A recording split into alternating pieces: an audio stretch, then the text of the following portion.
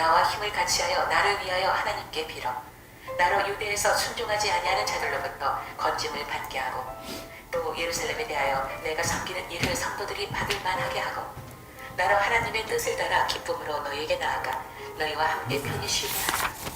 평강의 하나님께서 너희 모든 사람과 함께 계실지어다. 아멘. 아멘.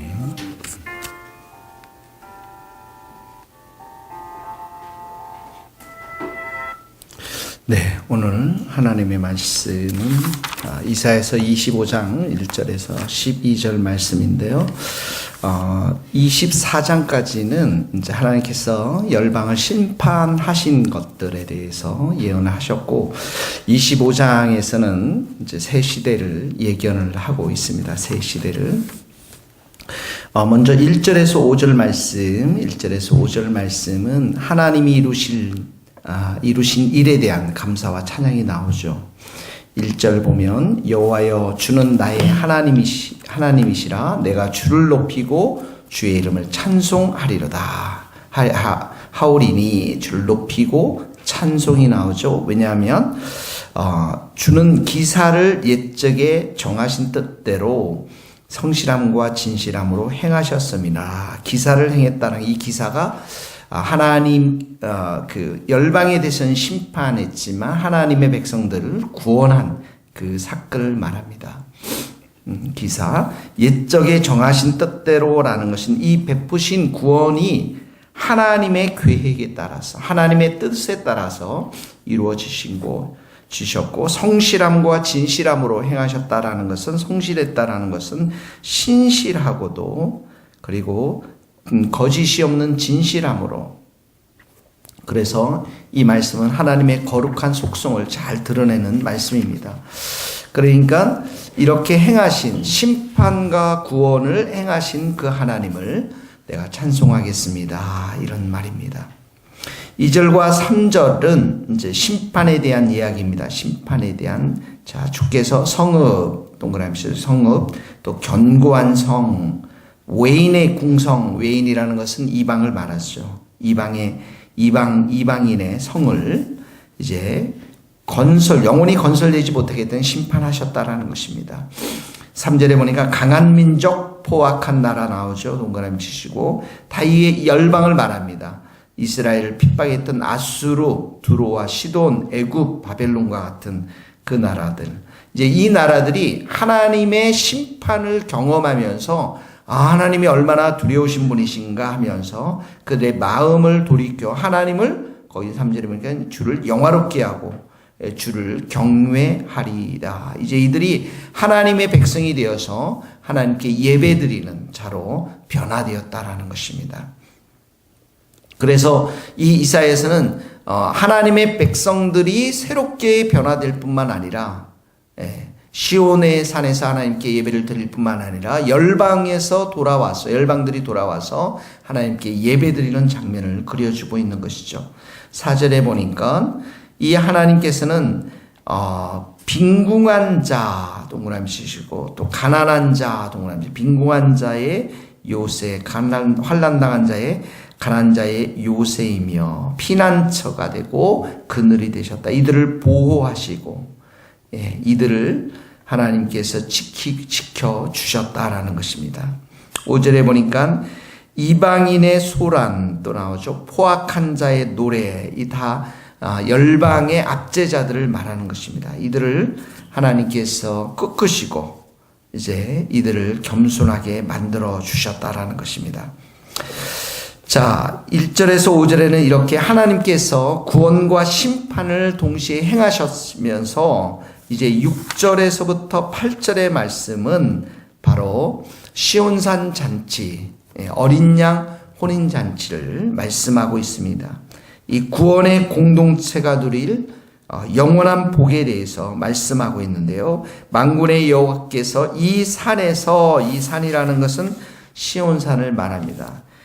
하나님의 왕권이 회복된 하나님의 통치가 임하는 시온산 말하죠.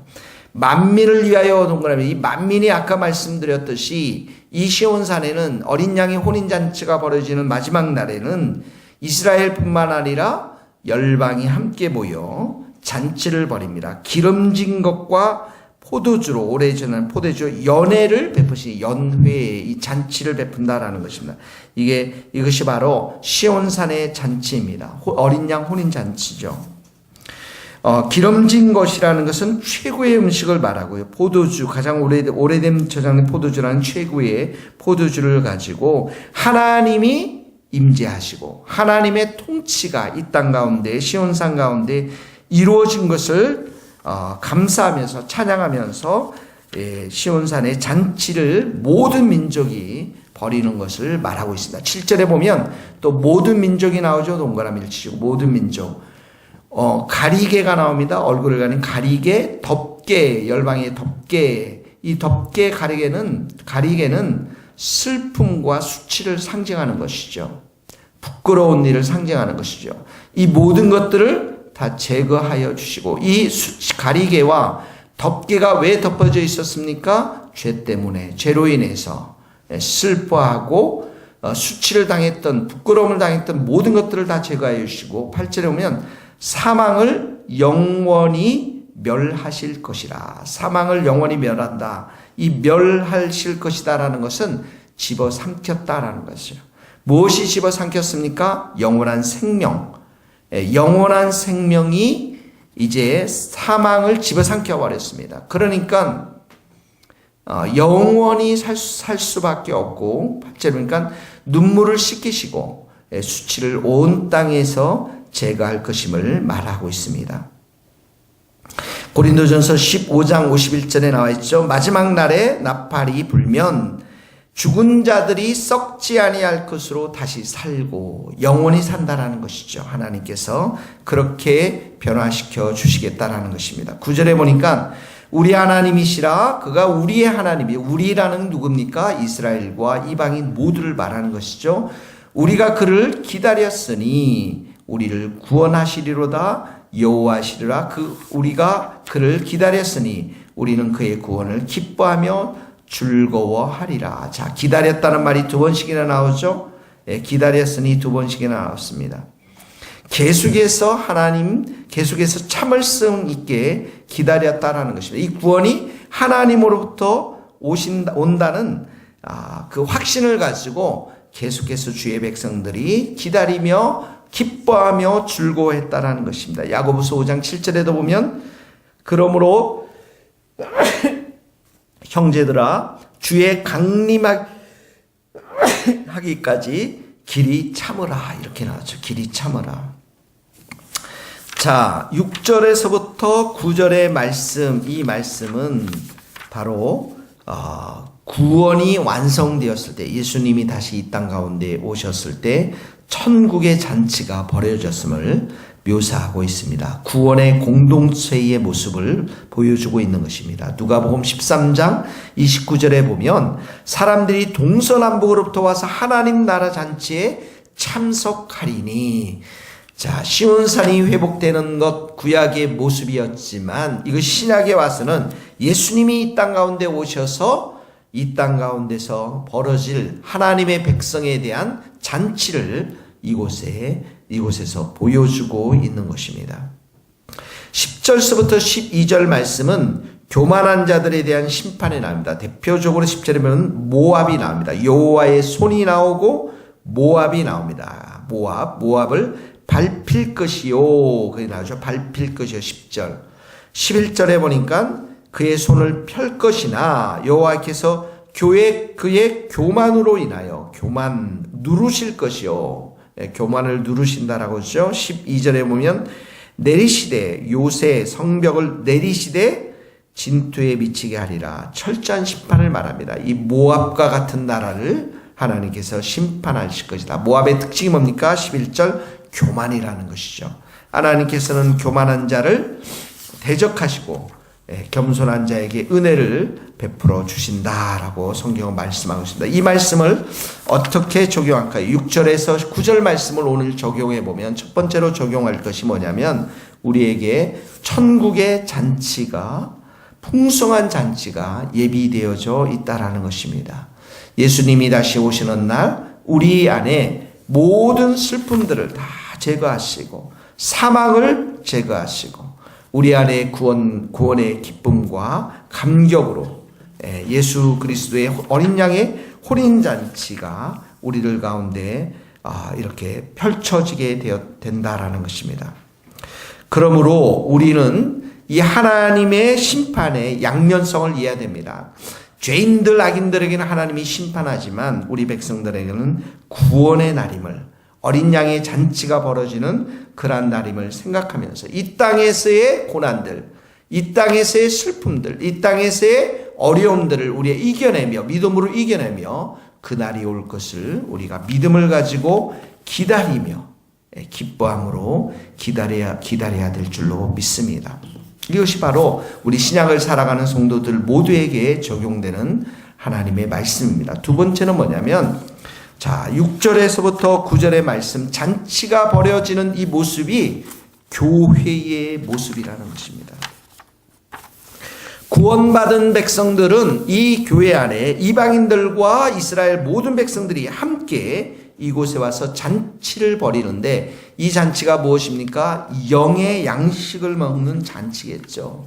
성령의 기름 부으심이 넘쳐나는 곳이 바로 교회의 모습이어야 되겠죠. 하나님의 말씀으로 잔치가 날마다 벌어져서 모든 사람들이 성령의 위로하심과 평안을 경험하는 것이 교회의 모습입니다. 우리들의 얼굴에는 애곡과 슬픔과 수치가, 죄의 수치가 다 사라져버리고 우리들의 눈물과 수치를 주님께서 닦아주시고 우리가 영원한 사망에 영원히 멸할 것임을 우리가 믿고 우리 안에 영원한 생명, 영생이 있음을 믿고 하나님을 기뻐하는 자들이 모여있는 것이 바로 교회의 모습인 것입니다. 우리 안에 베풀으신 이 구원을 기뻐하며 즐거워하며 감사하며 찬양하며 하나님께 경배와 영광을 돌리는 것이 바로 교회의 모습인 것입니다. 이런 우리의 이 교회의 모습이 예수님이 오실 때 완전히 완성되는 것이 바로 오늘 말씀 6절에서 9절의 말씀을 그려주고 있는 것입니다. 교회는 그래서 하나님이 임재한 것이고 그 임재를 통해서 우리가 잔치를 벌이는 것, 예배의 잔치, 찬양의 잔치, 말씀의 잔치, 기도의 잔치가 벌어지는 것이 교회임을 우리가 기억하면서 오늘도 우리가 하나님 앞에 감사와 찬양과 기쁨으로 말씀으로 순종함으로 나가는 복된 하루가 될 수 있기를 예수님의 이름으로 축복합니다. 기도하시겠습니다. 하나님 아버지 감사합니다.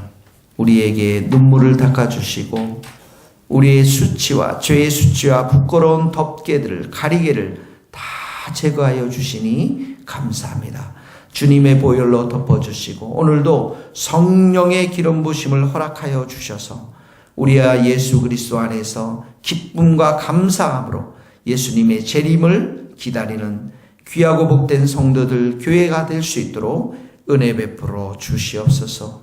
저희들 10년 가운데 계시는 예수님, 이 교회 가운데 임재에 계시는 하나님 아버지, 저희들을 진리의 길로 예수님의 앞으로 늘 인도하시는 성령님, 오늘도 저희들의 삶과 이 교회 가운데 함께하여 주셔서 하나님의 임재하심을 온 천하에 드러내며 하나님께 영광과 찬송과 경배를 드리는 복된 성도들과 또한 교회가 될 수 있도록 축복하여 주시옵소서.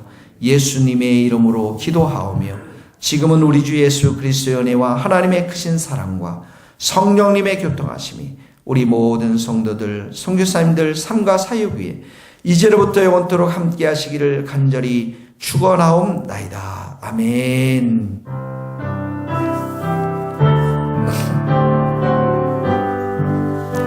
감사합니다. 서로 인사 나누겠습니다.